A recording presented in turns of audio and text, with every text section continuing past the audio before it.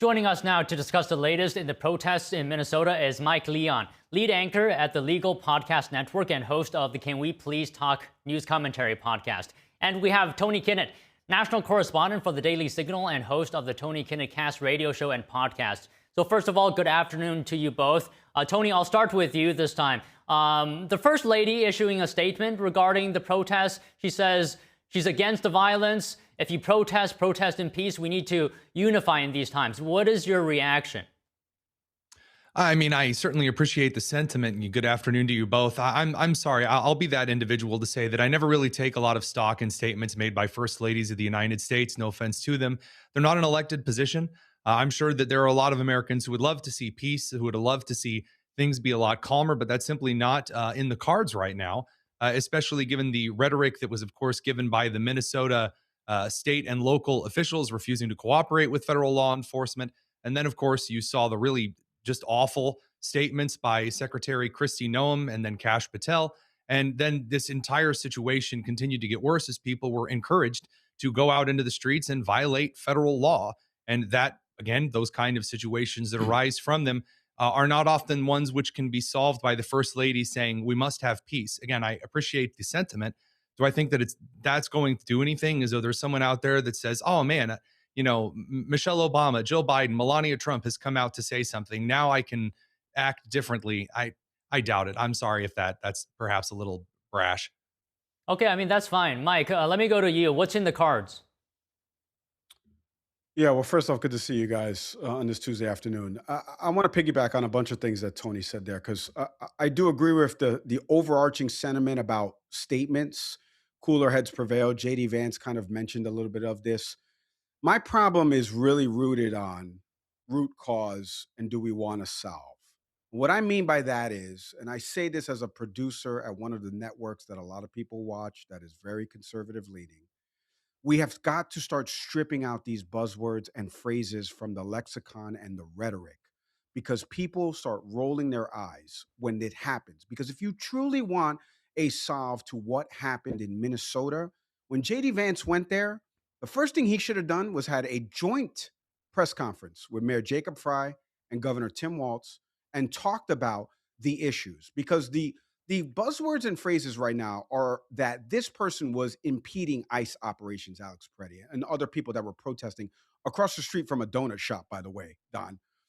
The problem I have is that we're making it sound like Alex Preddy was standing there armed in front of ICE running into a house full of drugs and illegal immigrants.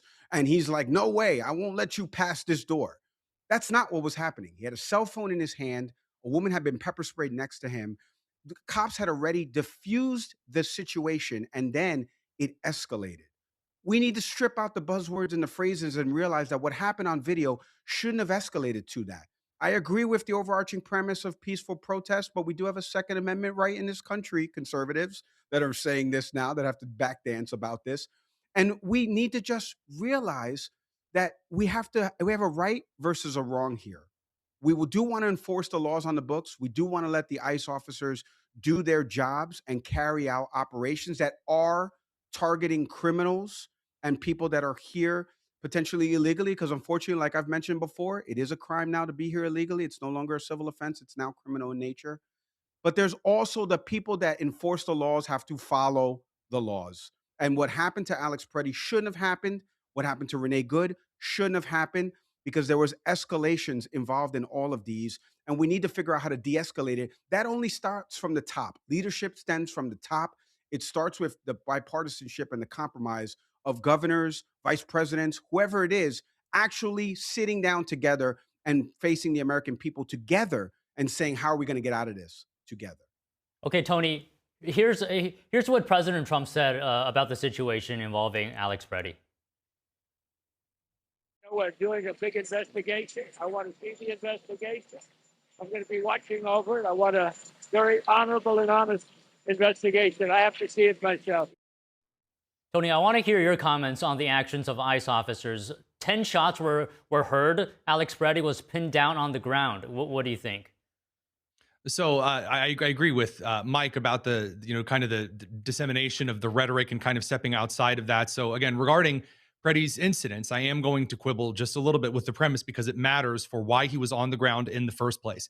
According to the footage that we have, he was in the street, not just waving traffic by, but also trying to, again, cause individuals almost to hit him as well as others in the road. As much as I would love to rewrite history for that, he is at fault for being in that general situation. Now, here's the other side of that. Yes, absolutely had a constitutional right to carry a firearm. He can carry as many magazines as he likes. As I've already said, Noam and Kash Patel saying stupid things, they're dumb. And I think it's one of the reasons why the Trump administration has sent in Tom Homan.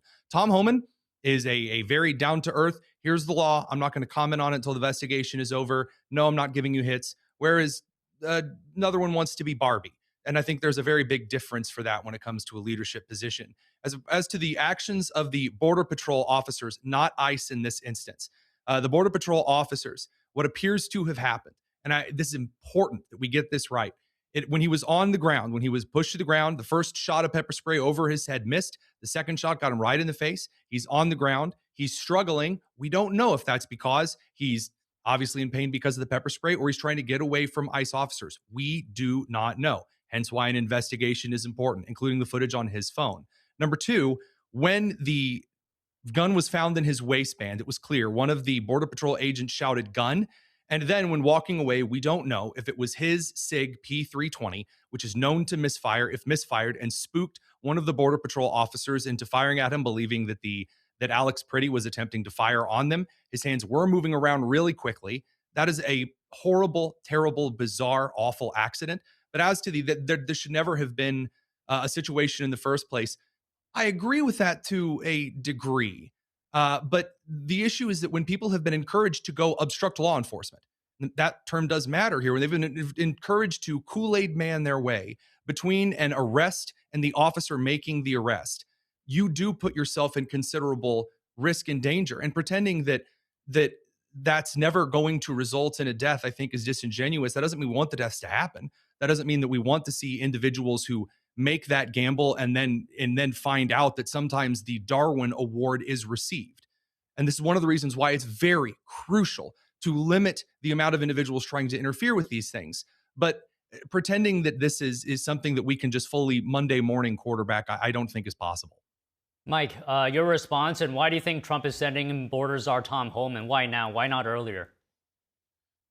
Well, I will say one thing, that I do appreciate the president kind of, distancing himself for Secretary Noam's ridiculous comments about this, or anybody else, Caroline Levitt. The doubling and tripling down from this administration when on video a man is killed after being pepper sprayed and already being subdued, regardless of the context of him standing there with a cell phone and yelling loudly. That doesn't warrant a man being shot 10 times. I'm sorry. We all see the video. I can't pretend to unsee what I saw on videotape. I understand what Tony means about context matters in all of this. This is a man who is an ICU VA nurse. He is the one who is rehabilitating people who come back from defending this country. That's the kind of guy that probably would vote Republican. And here is a man who's just out there exercising his First and Second Amendment rights. It is not your First Amendment right to obstruct traffic. It is not your First Amendment right to do so. But Tony, is that I obstruct traffic right now? Should I be shot 10 times by the police? Is that, come on, that's man. A false binary, and you know it. It's not a false binary. It's exactly what escalated to it, Tony. It's exactly what escalated to it, Tony. If I stand in the middle of the street, no, seriously though, it matters in this context. And I'm glad that we're bringing this up, because if I stand in the street, do I deserve to be run over? Should a driver try to miss me if I'm in the street? Well, we would hope that a driver would try to stop or try to miss me, that if I'm jaywalking, God forbid, that someone hits me with a vehicle. But if you violate the law and you get yourself into a situation where he is clearly attempting to move his way out of the way of the officers, that puts him in a dangerous situation. That's not justifying him being shot. That's not saying, oh, well, therefore it was good and he deserved it. Absolutely not. But pretending that when you break the law, that all of a sudden you're like, all right, I'm still afforded all of these extra safeties and guarantees. Yeah. That's not how it works in fast moving situations. But Tony, the problem is that. But Tony, there's running into the kicker and there's roughing the kicker. Okay. In the NFL, there's those two fouls. They look similar, but one's way more egregious. You know that jaywalking, holding a cell phone, and actually directing traffic. By the way, a snowy Correct. He day wasn't in just icy directing traffic. He had no conditions. authority to No, direct traffic. I And understand that, but he was shoving again, his phone in front but of the camera in the car when the but people were Tony, driving by as Tony, well. Tony, Tony, I want you to, I'm being serious for a second. I just want you to Yeah. take off the conservative hat for a second. You're telling me that a man who's recording and vociferously using the First Amendment within his right, 10 minutes later, No, he's pepper sprayed. And it's false exactly, that's what framing. I'm trying to explain to you. No, no, no, no. I think you're agreeing It's with me. false What I'm framing. trying to explain I'm to you, no, I'm it's it's Tony, it's the escalation part of this. These officers on a short training program, which we've done on our show, talked about how they become trained ICE officers now, and the process Border has been Patrol agents in this expedited case, to not 13. ICE. Yes, it's even worse. Even worse. These are people that Minnesota. What am I missing here? The border's the other way. But like what I'm trying to explain to you is Border that Patrol is they're often called in to assist when ICE has been threatened or Tony. shot. This was done during the Obama Okay, administration I too. I get that, but Tony, let's take Alex Peretti in isolation. Okay, there Why do we have is to a take it in huge isolation? line because this is a death that could have been No, it's avoided part of a because trend, and you know it. police had already subdued the two people that they were pepper spraying. That's what pepper spray is meant for. It's meant as a to subdue people. It's deployed to subdue people. They were not fighting police. They couldn't see anything. Once they're subdued, there is no additional reason, as law enforcement officers I've talked to from Virginia to Florida will tell me, there is no reason to escalate that situation. The situation becomes further escalated by the officers on the video. I can't let you rewrite the history of what I saw on video from I'm not multiple rewriting the angles. history. Okay, I'm okay, not. Tony. Hold on, We'll Tony, get hold on, one more Tony. comment from you. Hold on, Tony. We'll get one more Yeah, comment from you, Tony, and then we'll move on. Okay, go Just ahead, Tony.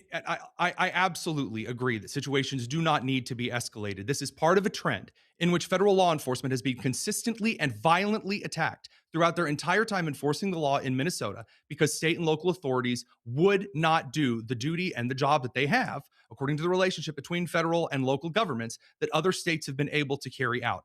In this instance, as I've said before, I believe that it was a situation that got out of hand when an officer, in disarming Alex in his constitutional right to carry, then shouted gun. And then we don't know whether the P320 went off by itself or whether the first shot was part of the series.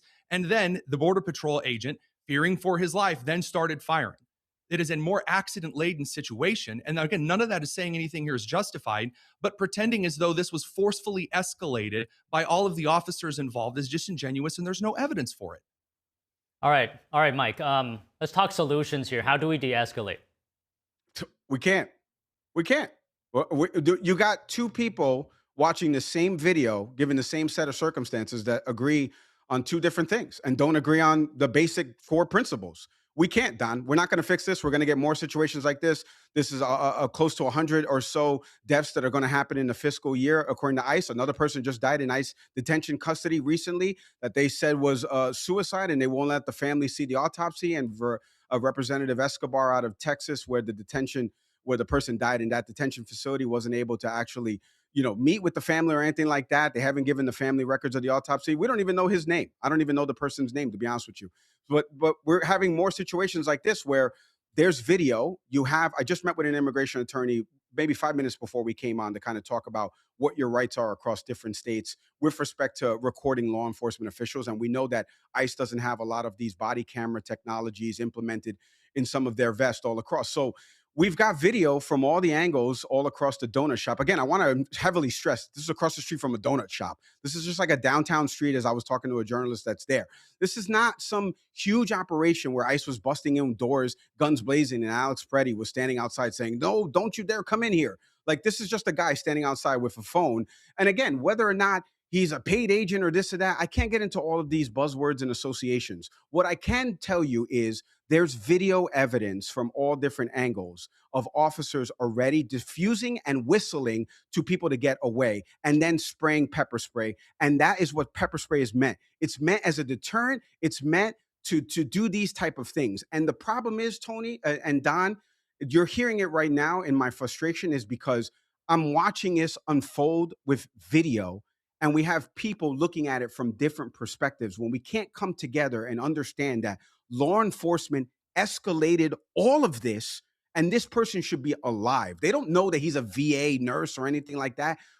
This person should be alive today, and we're seeing it on video. So you asked me, how do cooler heads prevail? They won't, because JD Vance and Governor Walz and Jacob Frey, they didn't want to meet together and do a joint press conference and really cool the temperature. That's how you do it, but it's never going to happen, because there's more money being made in selling the negativity and all being mad at each other when there's video evidence of it happening. So it's never done. Save the clip, NTD, save the clip. It is never going to change, because there's video evidence and there's people arguing on both sides of it.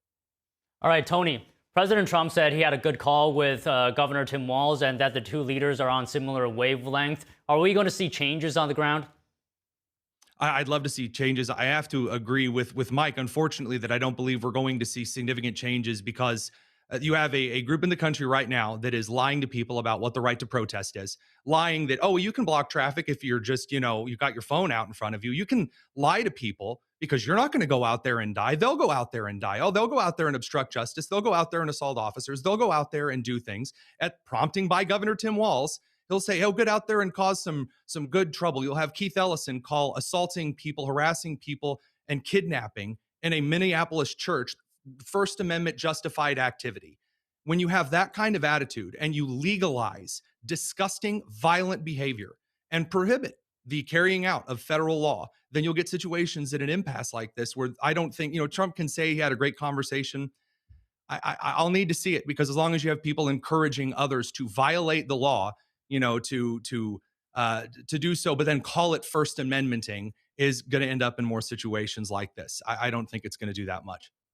Okay, Mike, we have about a minute. Vice President J.D. Vance previously said, if you want changes, talk to lawmakers. Don't target people who are just following orders. What are your thoughts? Well, I'm talking to a few lawmakers coming up on my show. I think one of the things that Democrats have talked about is the funding for ICE. Again, any Democrat that I've talked to is not one of these defund the police or abolish ICE type Democrats. It's really about, how do we give people the proper training so that situations don't escalate, so that we kill a 37-year-old, VA nurse who's protecting the troops that are coming back home, that are defending this country. But in terms of like what JD Vance said overall, I don't. Does he know that he's the vice president of the United States? Does he know that he has a tie-breaking vote in the Senate? He could be talking to the lawmakers as well and helping to diffuse these situations. It goes back to what Tony and I were just saying again, but from different angles. It's really about, if you truly want to come together, the guards have to be dropped, joint press conferences have to be done, true SOWs have to be done. Look, ICE, you want to go in there, it's now criminal to be in this country illegally. You want to enforce the laws that are on the books. You want to carry out these operations against the bad hombres that are out here in this country. Go ahead, go do it. You have my blessing. Let's do this. You start killing people, right? And people that are protesting peacefully and legally within their First Amendment rights, and you kill them. Maybe we do an investigation and we see if we could get some charges on folks. But nothing's going to change, Don. All right, we have to leave it there for today. Appreciate the passionate conversation, guys. Always. Thank you, guys.